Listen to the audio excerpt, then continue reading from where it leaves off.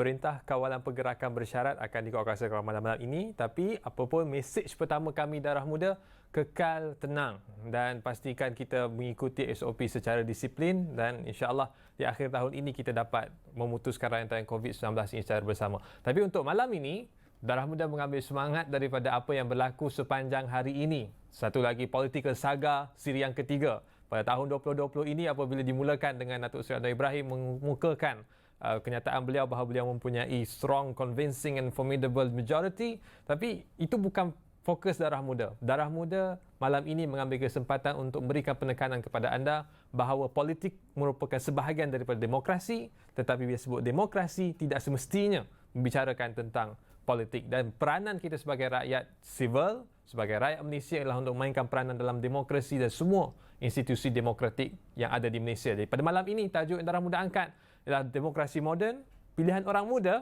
dan bersama dengan kami ketika ini di talian merupakan Rosyaiful Izzan Ismail, Ahli Parlimen Belia Malaysia Negeri Terengganu, untuk berikan sedikit komen tentang soalan awal saya berkenaan dengan bila sebut tentang demokrasi, apakah yang anak muda faham dan apakah yang anak muda expect? Silakan Syaiful.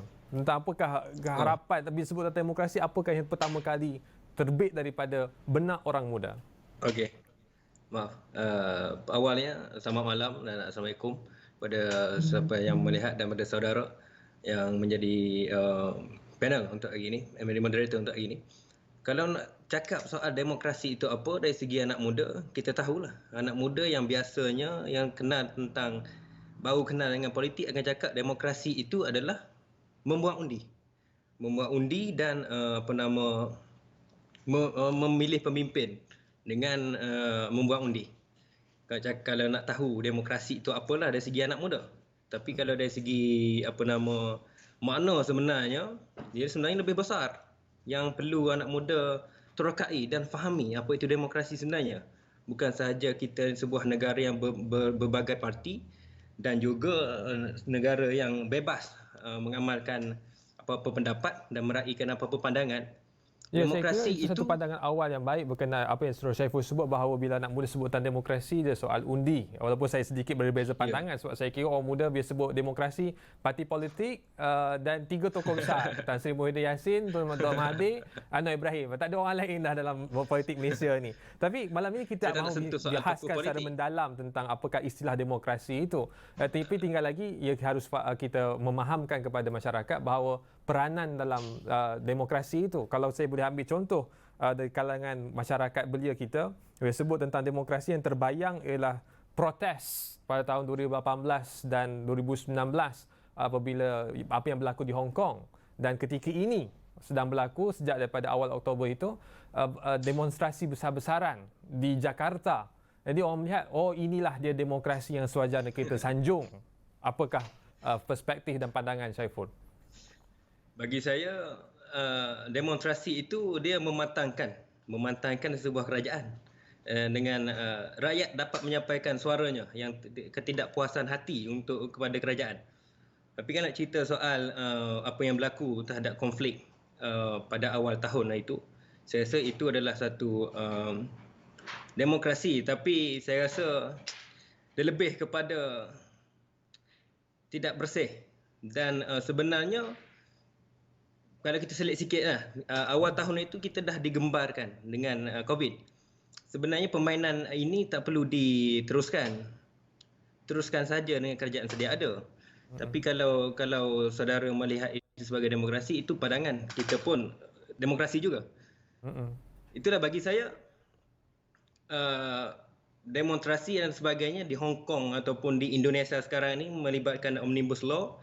Saya rasa itu adalah penyampaian yang amat baik daripada rakyat dengan penentangan terhadap kerajaan untuk menyuarakan pendapat yang ketidakpuasan hatian terhadap kerajaan sedia ada.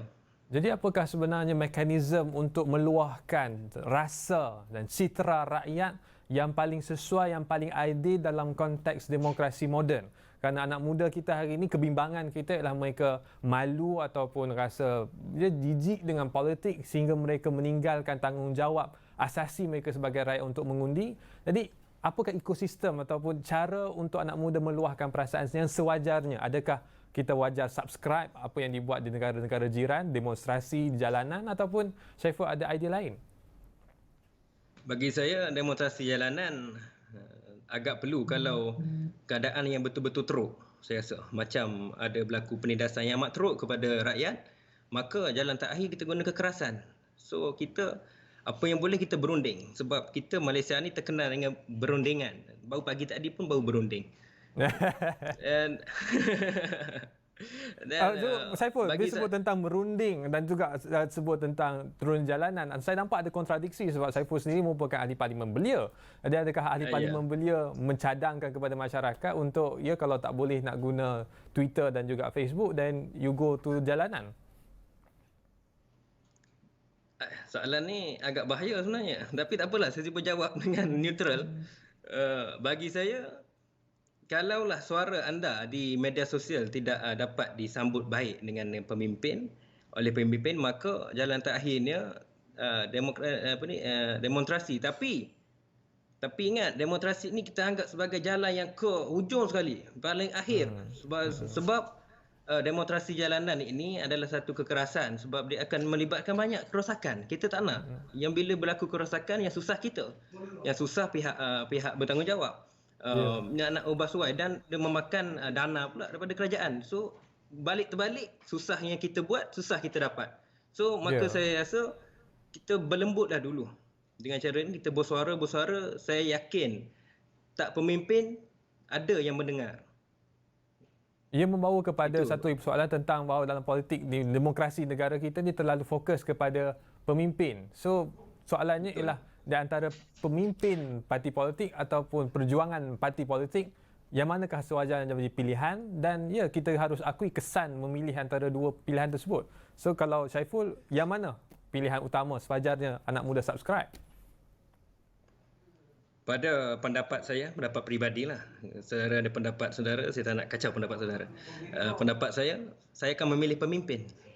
Kerana pemimpin yang berkaliber dan sudi mendengar keluhan rakyat itu adalah penting untuk kita memilih. Perjuangan parti, agenda parti ini sekadar ideologi. Ideologi ini sebagai dasar untuk kita juga. Tapi yang paling penting, pemilihan pemimpin itulah yang lebih baik. Yang mana memang dah jadi tugas ahli politik dan pemimpin-pemimpin parti maupun pemimpin rakyat, pemimpin negara, tugas dia untuk mendengar keluhan rakyat dan beri yang terbaik, berkhidmat untuk rakyat. Maka saya rasa pemilihan pemimpin itulah lebih penting daripada perjuangan parti.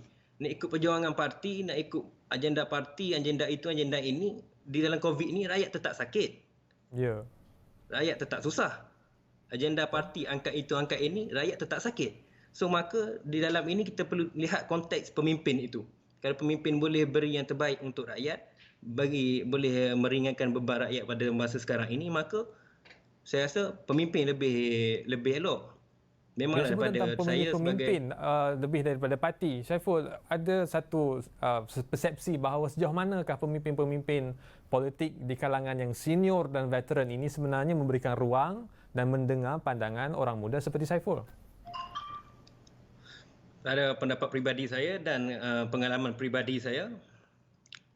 Dia ni sebab orang lain cara. Ada yang dengar, ada yang tidak. Tapi sebagai seorang yang to bring a change to the something yang kita nak buat, untuk buat perubahan, kita selalu kena buat. Saya macam mana pun saya jumpa dia ni, jumpa pemimpin ni, saya akan nyatakan apa hasrat saya saja. Saya kerap ulangi. Saya ada satu pegangan yang mana pembangunan minda itu penting. So saya jumpa pemimpin ni, saya akan cerita benda sama. Pemimpin ni kita akan cerita benda sama. Mungkin pemimpin A tak dengar, tapi pemimpin B dengar. Sebab orang lain cara dia. Yang kita sebagai penggerak suara ini, kita terus tetap tekan bahawa suara kita itu diangkat. Mungkin yang terakhir, Syaiful, akhirnya bila dengar pandangan Syaiful menarik, so ada kontradiksi di antara kita berdua, dan saya kira itu merupakan satu bincangan yang sangat sihat. Tapi tinggal lagi di akhirnya, bila nak berpartisipasi dalam demokrasi dalam konteks COVID hari ini, bagaimanakah anak muda boleh terlibat sama dalam demokrasi dan juga dalam politik sedikit sebanyak dalam suasana ketika ini? COVID. Okey, bagi saya kalau nak berparti, saya rasa bagi saya sebenarnya tak kiralah kamu parti mana, baik maupun kerajaan atau pembangkang, yang penting kamu ni meringankan beban rakyat, ataupun lebih kurang pun kamu menyuarakan apa masalah yang betul-betul yang orang terpah pandang. Saya rasa itulah yang saya rasa untuk terlibat dengan parti politik saya tak kisah. Terlibatlah, tapi dalam era sekarang ini yang penting politik mana pun kamu, yang penting letakkan suara masalah rakyat itu lebih ke depan daripada partilah. Tak kisah kamu nak parti tu, partilah, itu hak kamu kan. Ya. Tapi saya ulangilah, yang penting kemaslahan rakyat itu perlu diletak di depan sebagai number one, number wahid dalam kita punya gerakan. Ya. Terima kasih banyak Saiful Izzan Ismail merupakan ahli Parlimen Belia Malaysia dari Terengganu. Jika penonton ingin mendapatkan lebih banyak pandangan daripada Saiful, boleh ke Ganu. Mereka yang luar Selangor boleh pergi ke Ganu, makan keropok, sama-sama boleh bincang lebih lanjut tentang demokrasi. Akhirnya meletakkan maslahah ataupun meletakkan isu-isu masyarakat sebagai wahid, ya Saiful. Terima kasih Saiful bersama kami Darah Muda. Kembali selepas ini kita akan membicarakan lebih banyak lagi tentang demokrasi moden, pilihan orang muda, semuanya di Darah Muda.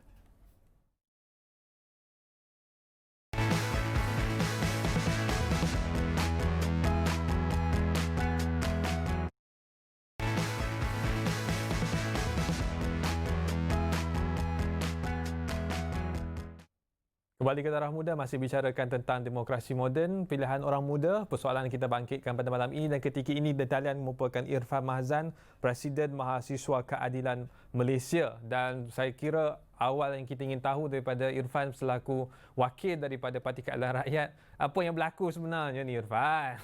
Presiden hampa ni. Apakah tindakan yang dibuat oleh Datuk Seri Anwar Ibrahim itu dilihat sebagai satu tindakan yang sebenarnya mewakili suara rakyat, sedangkan ada banyak suara yang menyatakan bahawa ketika ini kita berada dalam situasi pandemik, seharusnya kita fokus kepada menyelamatkan ekonomi dan memastikan bahawa semua belia kita boleh bekerja. Assalamualaikum warahmatullahi wabarakatuh dan salam sejahtera. Terima kasih kepada Irfan Faruqi dan bernama kerana menjemput saya. Apa yang berlaku sekarang, semua kena ingat berpunca daripada insiden langkah Sheraton, di mana kita dapat lihat satu rampasan kuasa oleh beberapa ahli politik yang tidak bermaruah dan berprinsip merampas kuasa daripada kerajaan yang telah diundi oleh rakyat pada PAD 14 saya minta maaf, kita berbeza pandangan tentang soal itu, adakah rampasan ataupun tidak. Pokoknya itu sudah mengikut lunas undang-undang. Tapi fokus kita ialah apa yang berlaku pada pagi tadi, Irfan. Betul. Cuma saya nak terangkan bagaimana kronologi ini berlaku, berpunca daripada langkah Sheraton. Dan sekarang adalah usaha untuk kita kembalikan mandat rakyat yang dipilih oleh rakyat. Kena ingat pada PAD 14 yang lalu, Pakatan Harapan telah menyatakan bahawa calon Perdana Menteri 9 ialah Datuk Seri Anwar.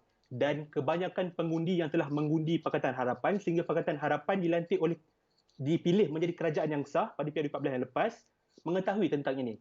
Jadi ini adalah usaha untuk kita menyelamatkan negara daripada terus terjerumus, daripada terus diperintah oleh kerajaan yang tidak mempunyai hala tuju yang jelas, yang tidak mempunyai perancangan yang jelas bagaimana ingin membawa negara kita keluar daripada kemelut pandemik ini. Kemelut yang terbesar ialah saya kira apa yang dibuat oleh Tan Sri Muhyiddin sebagai Perdana Menteri dan juga Kabinet sudah sangat baik apabila Tan Sri mengambil alih tampuk kepimpinan negara dan sudah pun menjalankan banyak inisiatif untuk memastikan ekonomi kita boleh kembali on track. Tapi saya kira pembincangan politik itu akan jadi panjang. Tapi mungkin fokus pada topik kita malam ini, Irfan, adalah soal demokrasi. So, apakah demokrasi kehendak orang muda? Keadilan sangat terkenal dengan istilah idealism. So mungkin Irfan boleh kongsikan dari perspektif anak muda, secara natural, secara umum untuk seluruh rakyat Malaysia, apakah sebenarnya pegangan idealisme orang muda dalam aspek demokrasi dan politik? Kalau kita dapat lihat permasalahan terbesar yang kita dapat cermati ialah 3 perkara tentang anak muda yang terkait dengan ekonomi, suasana pandemik sekarang. Yang pertama, kita dapat lihat soal pekerjaan. Kita melihat seramai sejumlah 800,000 pekerja telah hilang kerja. Kalau kita lihat pada tahun sebelumnya, anggaran mereka yang hilang kerja sekitar 400,000.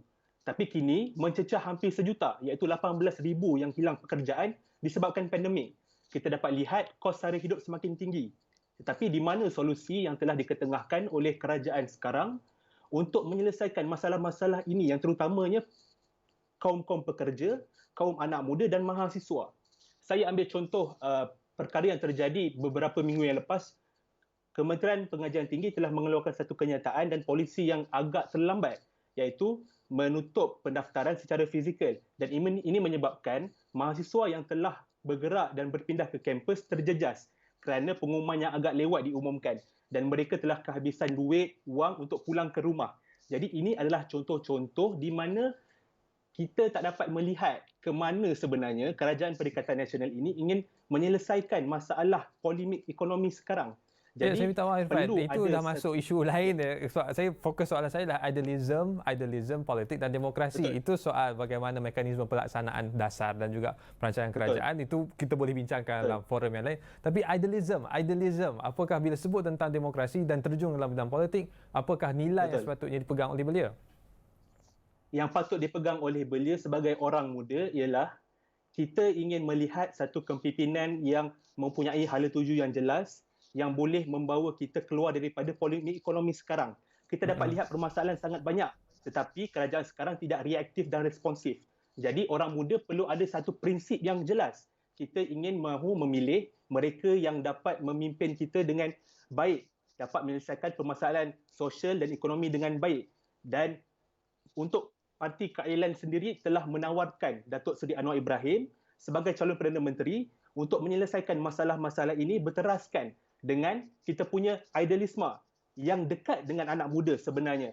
Apabila kita berkata tentang keadilan, soalan seterusnya berkenaan dengan idealisme orang muda, sejauh manakah idealisme orang muda ini diterima oleh masyarakat yang lebih luas? Kita ada 18 juta belia, ya mungkin masyarakat golongan ini ada kefahaman dan juga cita-cita yang tersendiri, tapi sejauh manakah cita-cita itu juga didokong oleh masyarakat Malaysia, populasi yang selebihnya 32 juta rakyat Malaysia?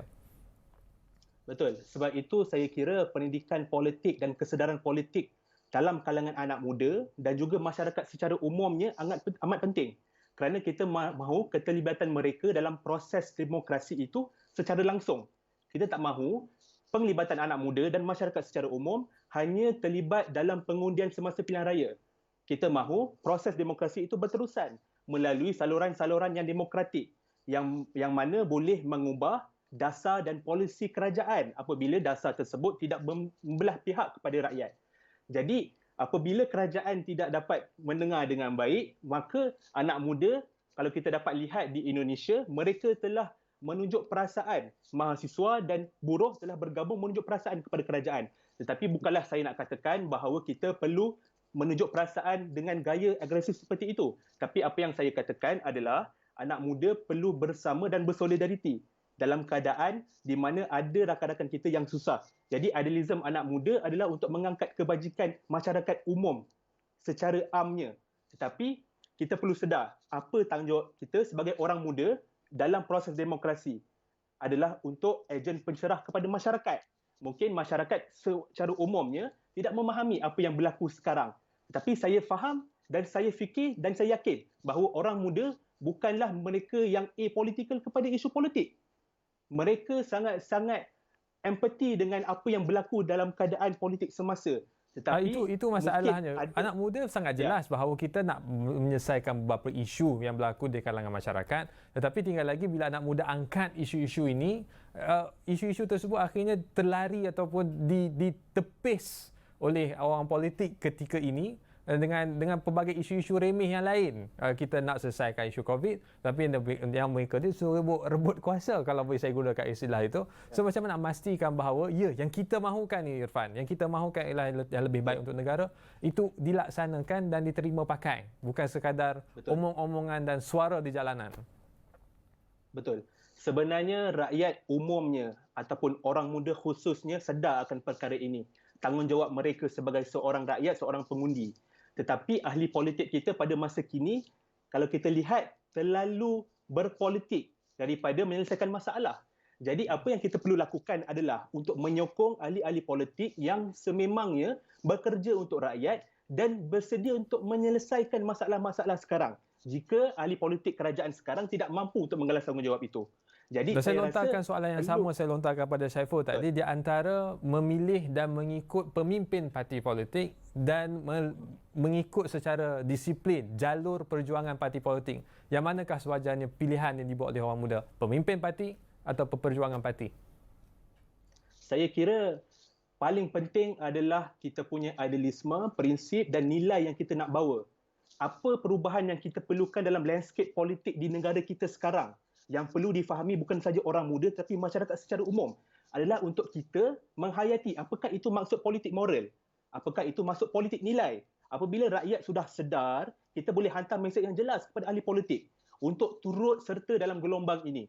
Kita tidak mahu lagi politik yang hanya berpolitik semata-mata, mengagihkan kekayaan negara dengan kelompok-kelompok mereka tersendiri, dengan mengabaikan keadilan ekonomi itu sendiri. Keadilan ekonomi itulah perjuangan antara perjuangan keadilan. Keadilan ekonomi untuk semua, tidak kayakan setengah pihak, tetapi kita juga mengangkat mereka-mereka yang susah itu ke tahap yang lebih baik. Jadi politik nilai dan politik moral itu lebih penting. Dan semua parti perlu sedar bahawa itu adalah tanggungjawab mereka. Jika ada lagi kelompok-kelompok ahli politik dalam parti mereka percaya bahawa politik wang, politik yang tidak bermaruah itu adalah landasan yang patut dijuarai, mereka salah. Mereka patut menegur pimpinan mereka untuk menggarap idea politik nilai dan moral itu. Dan kita tolak semua ahli politik, tak kira parti, untuk mengubah Politik moral itu satu konsep yang sangat penting dalam konteks demokrasi. Lebih-lebih lagi selepas daripada 2016 apabila Donald Trump jadi Presiden Amerika Syarikat, kita diperkenalkan dalam konsep post-normal, post-truth, yang mana kebenaran itu sangat relatif. Yang akhir sekali, Irfan, untuk malam ini ialah apakah pesanan Irfan kepada belia dan juga mahasiswa yang terlibat dalam politik dan juga demokrasi dalam konteks COVID hari ini, bagaimana untuk kita berpartisipasi dan memastikan demokrasi ini boleh terus berjalan ke hadapan? Saya kira apa yang paling penting, kunci kepada penyelesaian kepada semua masalah adalah sikap bersolidariti antara orang muda, yang non-partisan dan juga partisan, adalah untuk kita mendapatkan solusi terbaik bagaimana kita ingin keluarkan diri kita daripada kemulut ini. Dan kita perlu bersama untuk mengangkat, seperti yang saya katakan tadi, politik moral dan nilai dalam keadaan post-truth era, di mana kebenaran itu sama-sama. Jadi kita kena mengangkat kebenaran yang sebenar-benarnya. Jadi kerjasama ini, solidariti ini, usaha ini bukan sahaja kepada Parti Keadilan sahaja, tetapi kepada semua parti politik di luar sana. Anak muda di dalam parti politik perlu sedarkan kepada pemimpin-pemimpin yang lebih veteran, lebih senior, bahawa mereka perlu beri ruang lebih kepada orang muda untuk membawa idea baru ini, untuk membawa politik moral ini dan politik nilai ini, supaya tiada lagi kita nampak ahli politik yang melompat-lompat seakan seekor katak daripada parti A ke parti B. Jadi paling penting adalah solidariti itu. Baik, terima kasih banyak Irfan Bahzal kerana bersama dengan kita, dan kita juga mengucapkan terima kasih sebentar tadi kepada Roshaiful Izlan Ismail bersama kita perbincangan pada malam ini berkenaan dengan demokrasi moden. Saya kira akhirnya kita punya message yang ingin sampaikan kepada penonton ialah partisipasi, penyertaan secara aktif, bukan sahaja semata-mata dalam konteks media sosial, tetapi juga memastikan bahawa penyertaan kita itu memberikan kesan, khususnya dalam bentuk pengundian dan juga kita punya penyertaan dan juga engagement dengan wakil rakyat. Fokusnya adalah pada isu rakyat, kita selesaikan masalah kita jaga kita, yang membawa kepada mesej yang terakhir pada malam ini untuk semua rakyat Malaysia, kekal tenang. Kita putuskan rantaian COVID-19, kita jaga kita, insya-Allah kita akan menang. Dan tinggal lagi, pastikan anda menjaga jarak fizikal dan juga memakai tutup muka yang tepat awam. Sekian daripada kami di Darah Muda, jumpa lagi.